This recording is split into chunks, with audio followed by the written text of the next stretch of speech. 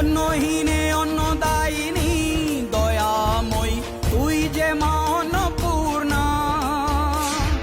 সন্তান স্নেহে তুই মা যেন কল্যাণী সম্পূর্ণা।